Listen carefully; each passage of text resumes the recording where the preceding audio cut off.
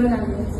तर मला आहे ना मासिक पाळीचा त्रास होता. म्हणजे ज्यापासून मला पिरियड्स येत आहेत ना त्यापासून मला म्हणजे तो त्रास होता की म्हणजे मी 4 दिवस पूर्ण झोपून राहायची. मला चक्कर यायची, पोट दुखायचं, ब्लडिंग जास्त व्हायचं. मी खूप सारे दवाखाने केले. म्हणजे लोक जे सांगतील त्या दवाखान्यात मी जायचे. तर मला काय व्हायचं, तात्पुरता फरक व्हायचा, परत जे आहे ते आहे म्हणजे परत चालू व्हायचं. तर मग मला अश्विनी मॅडमनी रियांश अमृत ज्यूसबद्दल सांगितलं होतं. पण माझं कसं झालेलं की मी आधी खूप दवाखाने केलेले, त्यामुळे माझा त्याच्यावर विश्वास नव्हता.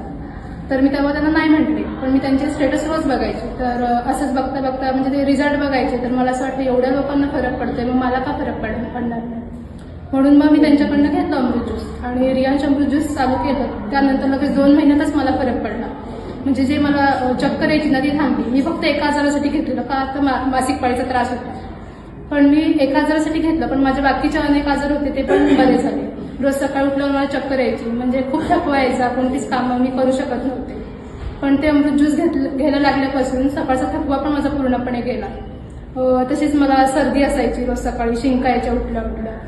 तर त्या शिंका पण माझ्या पूर्णपणे थांबल्या.